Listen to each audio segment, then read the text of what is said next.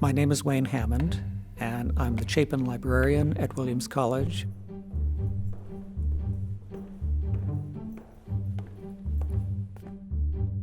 When we designed the new library, we knew we wanted to be able to display the birds of America in a permanent way.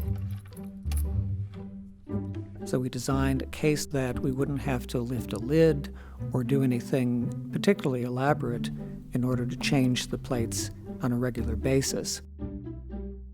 The back opens up, and the platform on which the birds are displayed slides out into a convenient position in the back.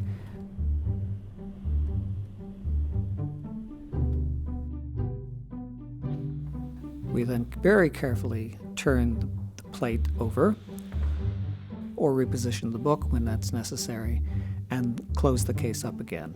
Very simple, very quick.